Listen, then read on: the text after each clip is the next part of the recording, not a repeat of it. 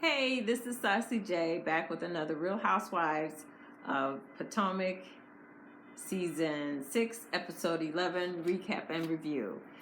Before we get started, as always, if you're new here, welcome. And if you've been here before, welcome back. Please do me a favor and hit the like button, hit the subscribe button, and hit the notification button so you can be made aware of all my new content. Also, most important to me is leave a comment, leave me some feedback, good, bad, or indifferent. Okay, let's get into the girls of the DMV. I think that's what they call that area. The girls of the Potomac. This episode is called No Business Like Shade Business. And there was a lot of shade in this episode. I feel so sad for Candiace. I just... that mother-daughter dynamic between Mama Joyce 2.0. You know, her mother's called Dorothy, but she's really like Mama Joyce on steroids or just maybe on acid. I mean, that woman, her mother, oh my God, her mother is really mean. So we start off this episode with Mama Dot visiting Candiace, and according to Candiace, visiting Candiace at Candiace's new house, and according to Candiace, even though she's not on a mortgage anymore, her mother visits her more at her new house than she did at the townhouse that she had purchased for Candiace. So mother is coming in. She doesn't like I think it was like a little buffet. She didn't understand the distress of it. Then she cracked on Candiace's sofa. I thought it was okay. Excuse me. I don't know if it's anything I would have picked, but it looked nice. And it was the right scale for the living room. I didn't think it was that bad. I'm just not into all the like buttonholes, but I didn't see anything wrong with it. Her mother was cracking on the sofa, talking about this is something you buy when you get your first apartment. What apartment is that? Most people, when they get their first apartment, is kind of small. So I don't think that a couch of that size would fit. Then they had a little argument over how to arrange the pillows. Her mother is stuck in the 90s and the 80s where you would lay a pillow flat. But, Candiace is doing the new thing, which is you clump the pillows up and you do the big chop down the center. I like the way Candiace did the pillows, but, Mama Dorothy didn't like it. And she's just really negative when it comes to Candiace. It's just like, wow, how did you survive? But, okay. So, that's their relationship, and that's that. And then we pan over to Giselle teaching Grace how to drive, and it kind of reminded me of like when my dad took me driving, and my uncle one time took me driving, and people were talking about like, why was Grace screaming? She's young. I think she's only like 15 or 16 years old. So yeah, these young kids now, they scream and holler at everything. I just turned into a big ball of giggles. My uncle just couldn't believe, when he was letting me drive. I was just laughing at everything because I was nervous. And then I remember when my dad took me driving and he was trying to teach me how to parallel park between two garbage cans. That was an experience. We got through it. But what he doesn't know is that I gunned it a little bit on purpose, because I don't know, he was being a little bossy, I guess. I don't know. And then I just remember the look on his face when I hit the gas, and I did it. I managed to parallel park between the two garbage cans he had set up, and I didn't hit him. So, but I just remember I was like, okay, he's gonna let me gun it a little bit. But yeah, so watching her brought back good memories for me, maybe not good memories for other people that was trying to teach me how to drive, because one time I was driving with my mother, and I almost ended up in the Sears department display window, but that's a whole nother thing, So when I saw, Grace, back up on the curb, I was like, oh my God. So I understand you're paying Grace, but one day you're going to be a great driver, and you're going to get through this, and people just need to mind their own business. So I thought that was cute, especially when she almost hit the camera guy. Giselle jumps out the car. She's like, look, whatever happens, happens. So I thought that was cute. And that would be a cute car for Grace to drive around in high school. That would be great. And then we go over to Messy Mia. That's what I'm going to call her, Messy Mia. Candiace calls her handsome. They've been having Twitter wars on Twitter. And they've been going at it. And I love the fact that, Candiace says she's handsome with big feet. So, yeah, because Mia has definitely done her homework on Real Housewives of Potomac, and she knows that Candiace is the least favorite on the show. The fans of the show hate Candiace. It's a visceral hate. It's just horrible the way they hate on Candiace for no reason. It's like they really think she should be okay with being attacked and not fight back with her words. My thing is, if you go after somebody and they just have a better wit or, quicker verbal attack, don't attack them. But anyway, so Mia's strategy is to go after Candiace and basically get her off the show and maybe, replace her in order to,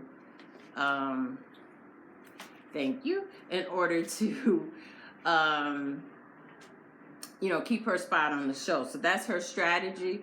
So anyway, we're going to get to that point. So Messy Mia is trying to set up a play date with her mom and her children. And we find out that Mia has 3 siblings. She has an older brother that's 8 years older than her.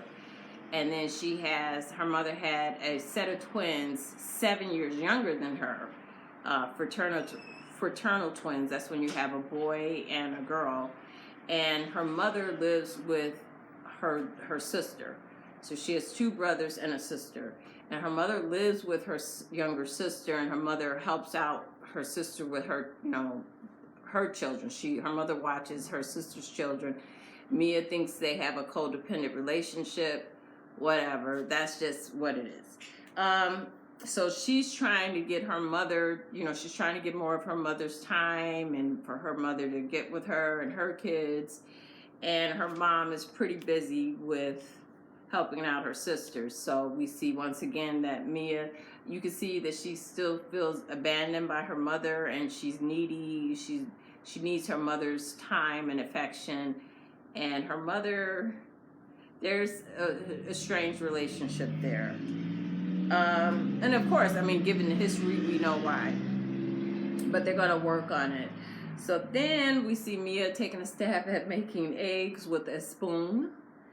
They look fine to me. I'm not really an eggs person myself, but a lot of people on Twitter and in YouTube were criticizing the way the eggs look. I'm like, they look fine to me, but, people were making a big deal about that.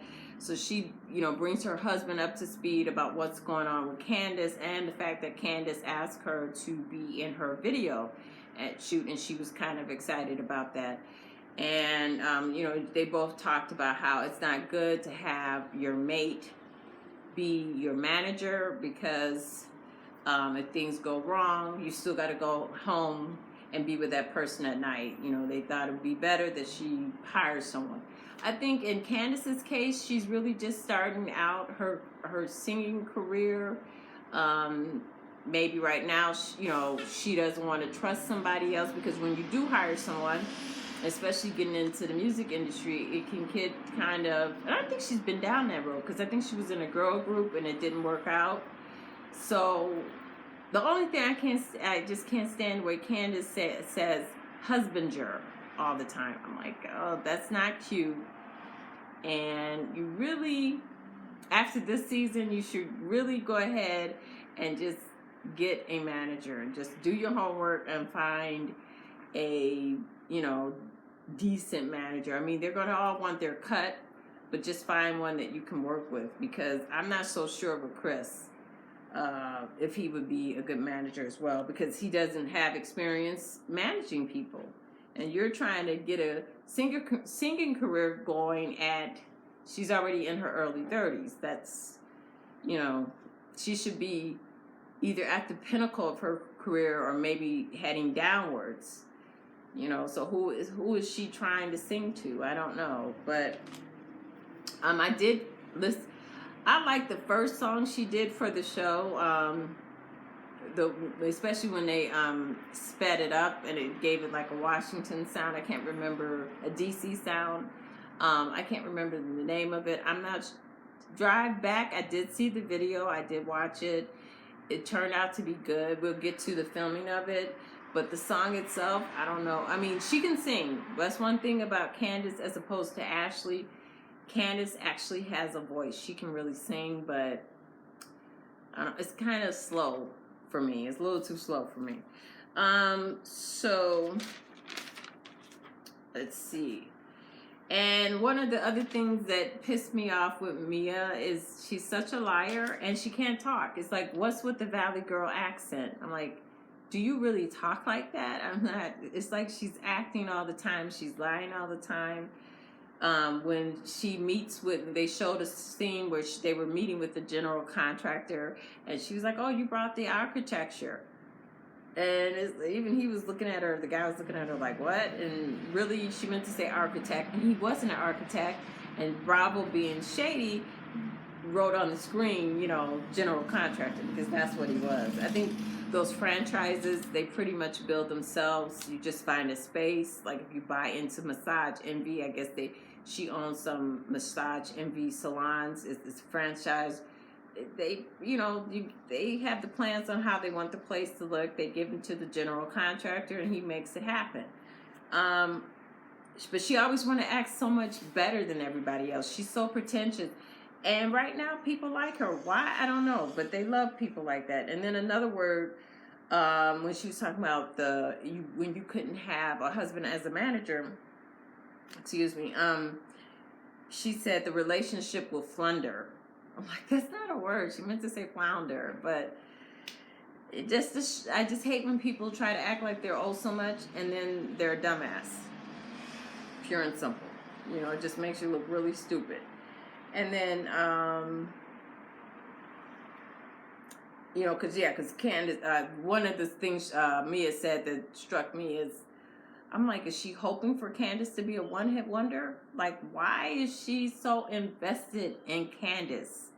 Other than the fact that she knows that Candiace, once again, like I said before, she is the least liked of the Housewives of the Potomac, and maybe of the whole franchise. So, Candiace, you got a target on your back, and Mia is out to get you. So then we pan over to Karen, and Karen steals Wendy's idea for a candle. That's just me saying that. But she claims, what's her name? Karen claims that she had a candle in the works since she created La Dame, but the scent wasn't La Dame. I think she said it had vanilla, whatever. I'm like, well, wouldn't the candle smell like your fragrance that you already have out? I don't know. But she says the things that makes her candle different from Wendy's candle is that hers is a 3-wick and it's bigger. It's meant for a larger space, whereas Wendy's candle is a 1-wick and it's meant for a smaller space, maybe like a bathroom. I mean, Karen always comes with the shade, and that's why we love her, even though she pisses me off. I like Karen for the show. She's nice, nasty. You know, she plays it to the camera, and she does it well. So then we go over to Wendy and Eddie, and Wendy dresses up. She plays sexy secretary, and she looks good. And Eddie's like, he's very appreciative. I like their relationship. I hope it stays that way. I hope they don't succumb to the reality TV show hoax, or not hoax, curse, where the people marriages are, you know, they get on reality TV and next thing you know, they're getting a divorce. So I hope that doesn't happen to them. It seems like Eddie's really crazy about Wendy. His eyes lit up looking at how she was dressed. He was like, ooh, you look good, you know. And she's like, thank you. And then she wanted to present him her business plan. And by the time it was over with, Eddie was like, wait a minute, when can I get out of here? His eyes are glazing over because she takes forever. She talks about her vision, but she doesn't know how to price the product, how much it costs to make the product, whatever. So she hasn't done the hard she hasn't crunched the hard numbers in order to get her product made. And I really think she's just doing this for the show. You know, Wendy's highly intelligent. She probably has contacts. It's so easy to get candles made. There's already manufacturers out there. You could just probably call one up, tell them what scent you want, wherever she went to get the prototype made, because she didn't make them, and just slap your name on them. Hey, you got the product, and it's done. Because I don't know if you guys know, Mia already has a candle out. Excuse me, I have the windows open. Mia has a candle out already. I haven't gone online to look it up, but she made an announcement like a month or so ago that she already put out her candle. So, you know, and we know Karen's candle is coming. So, hey, Wendy, you better get the lead out. You better stop playing around and get this candle out. I don't think, you know, there's room for everybody. Everybody loves to buy candles, and they buy them. Those things sell like hotcakes. Anybody can make them and make a little coin. And especially if you have like the Real Housewives brand behind you, you know, you're one of the stars of the show, this would be the perfect time to sell a candle. So hopefully she won't drag out that storyline too long. And getting back to my notes here. Oh, so now, here we go. Now we go to Ashley, who's just disgusting. I really, like, why is she on the show? Why are her and Michael on the show? If you're an Ashley fan, this vlog may not be for you. So Ashley goes over to her uncle's house, Uncle Lump's house, with the boys, and, you know, I think Dylan is like highly upset for, you know, usually the car ride and being in a car seat, usually babies are cool, you know, you put them in that car seat, you put them in the car, they are out like a light, you know, because of the motion of the car usually calms a baby. But I think it's Dylan, he was very upset. So anyway, they go in the house, and right away Ashley lets everybody know that she has a prolapsed uterus. Like, everybody needed to know that while they're eating brunch. It's like, what? And Uncle Lump is not interested in it at all. And neither is anyone. I mean, it's like, I've learned more about Ashley and her body parts than I've cared to know about anyone in their body parts. It's like, she has diarrhea of the mouth when it comes to all her issues. And to me, that's not a storyline. And then he asked her about, you know, the fact that she has a nanny. How does she like having a nanny? And is she worried about Michael? No, she doesn't really have to be worried about Michael, because Michael likes men. He likes young men. Now, if she had a manny, which is the term for men that are nannies, then she would have a problem. But she's, you know, she no longer feel bad about having a nanny. She's not concerned with Michael, and the nanny has really helped her out. And but then she makes the announcement that Michael wants to go into porn. I mean, Michael wants to go into the movie industry. But the first thing when I think of her husband is that he's probably going to go into the porn business because of his past history of attacking. You know, I thought of either he's making porns or he want to have a casting couch. You know, I don't know. It's just whatever. And why does her family need to know what Michael is doing?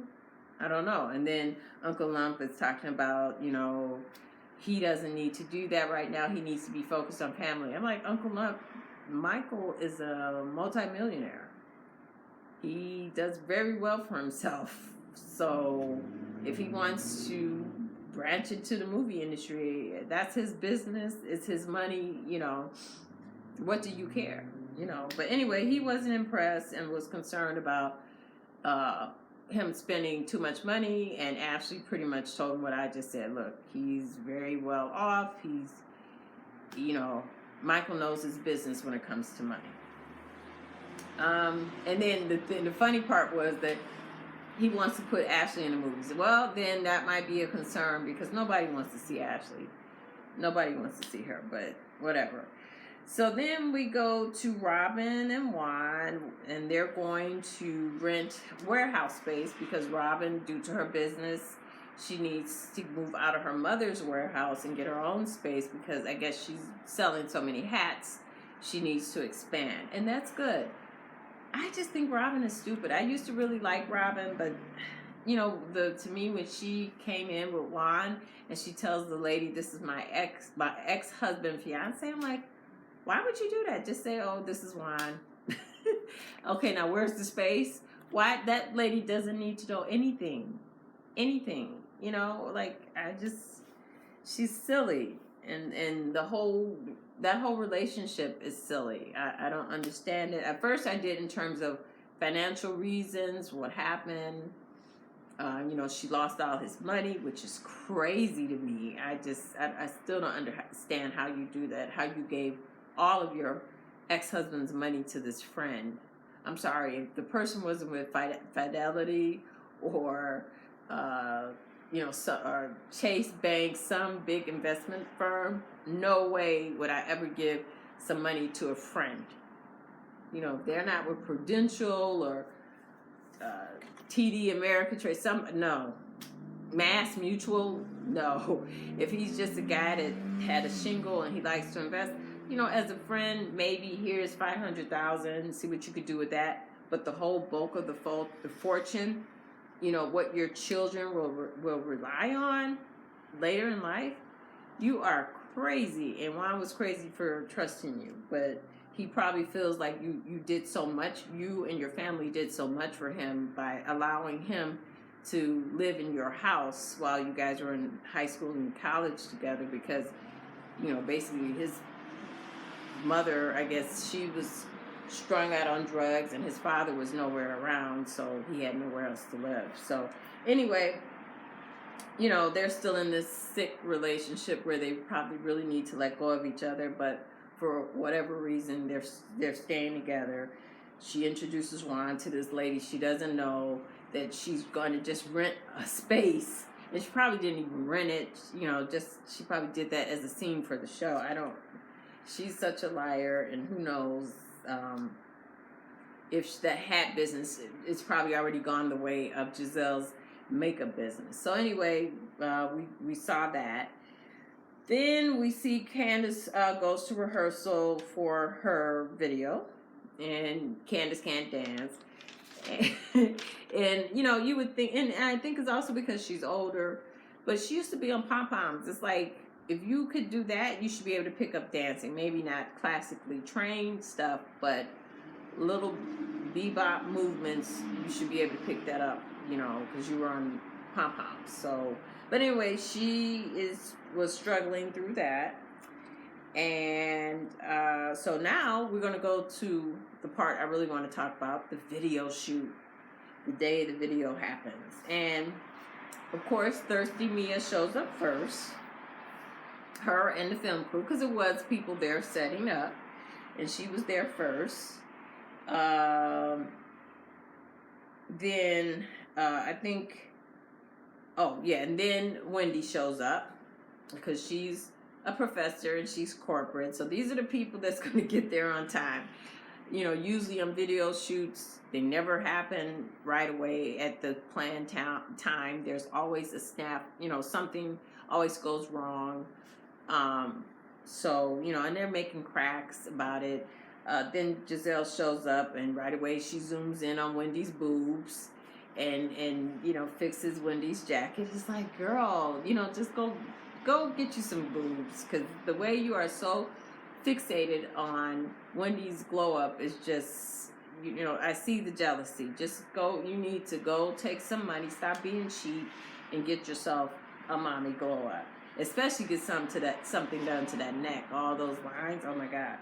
And, you know, and then Mia, of course, cracks on Wendy's headband, you know, the bandana. I thought that was cute, you know, as old to Tupac, whatever. I thought she looked like what Candiace was going for. And, Mia just looked like she's was a hooker on the stroll, but whatever. That was probably, what she's used to. But I thought Wendy looked good. And then, who showed up next? Was it, okay, Giselle? It was like Wendy, Giselle, Robin. Robin looked good. She took out those ugly braids and she put in 2 cornrows, and she had the whole look really, really good. Robin looked good. Scala knocked it out the park. I hope they bring Scala back. I hope she gets more of a voice on the show.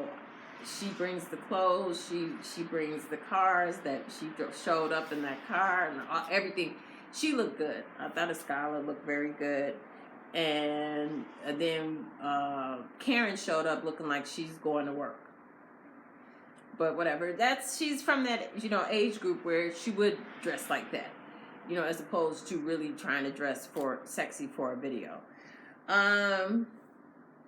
So then we see Candiace's mom show up, and I guess she got an Uber there, and right away, she's just, she's messy. So Wendy's happy to see Candiace's mom. She greets her.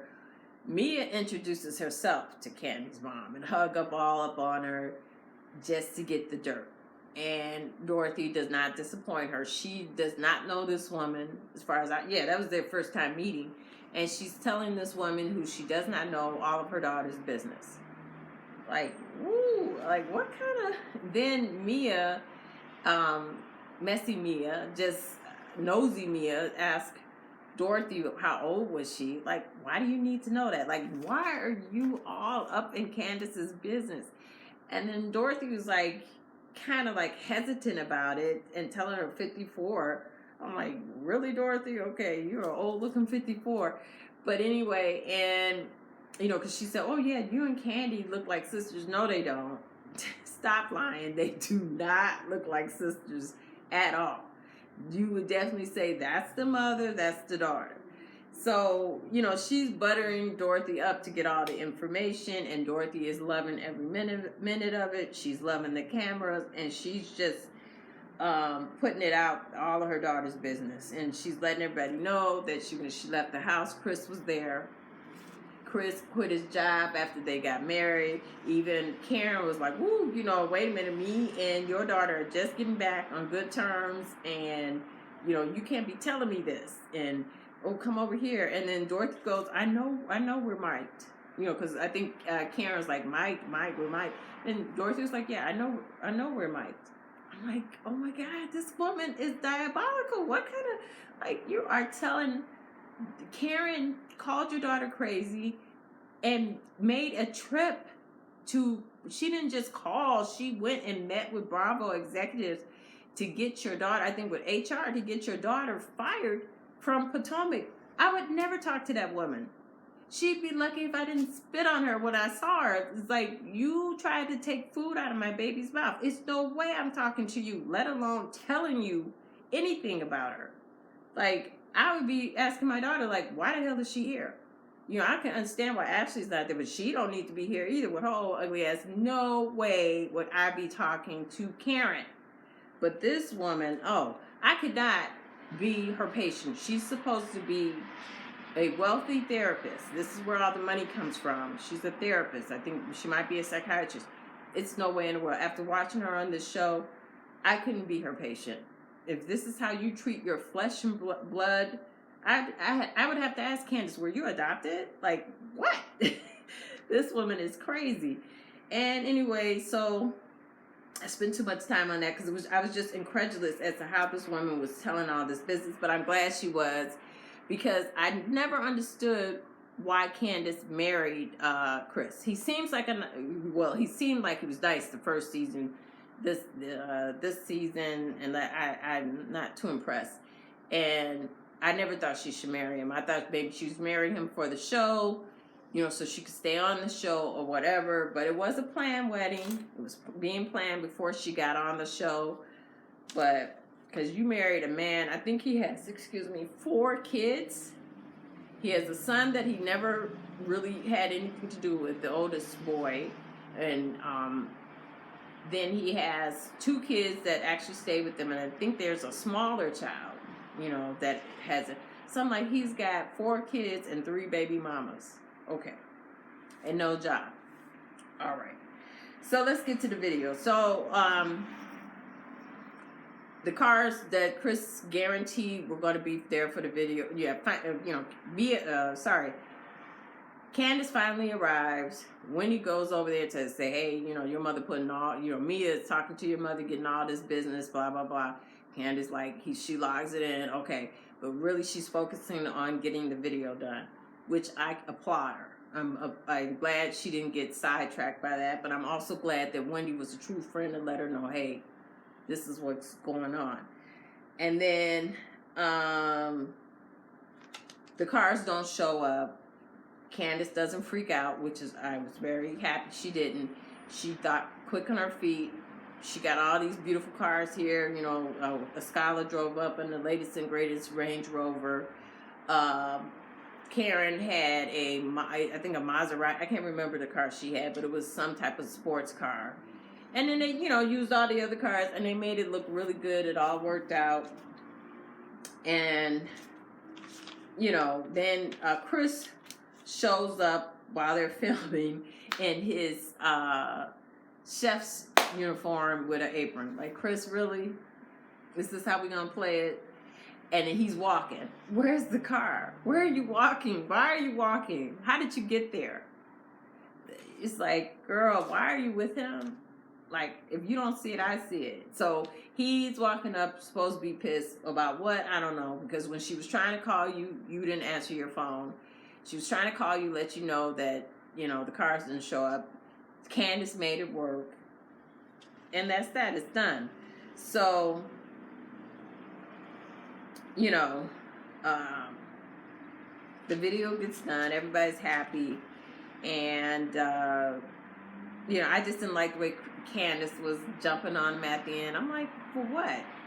You know, and she was afraid. She didn't want his energy. I'm like, okay, I'm not understanding that, but whatever. And, you know, everybody was just being messy. Robin was being messy about the whole thing. And, you know, oh, yeah, because Mama Dorothy let out that she might be helping them with the mortgage. This is what I want to discuss before I end this. Why do people have a problem with Candiace's mother helping out with the mortgage, or paying a mortgage for Candiace anyway? It's called generational wealth. If Candiace was lucky enough to have a parent who figured it out and made millions of dollars and wants to buy her a house, so what? It's nobody's business.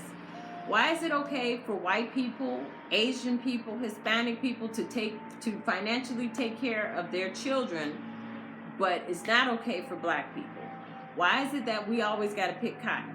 Why is it that we always have to struggle? I do not know. And when I read the comments and everything from everyone, it's like, what is wrong with black people? We really gonna have to examine ourselves, because trust me, Andy Cohen's son, excuse me, right at the end, this happens to me. I'm sorry. Because Andy Cohen's son is never going to have to worry about anything.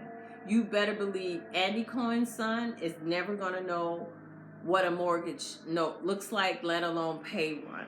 So if Dorothy has the money to pay her daughter's mortgage, so what, Robin?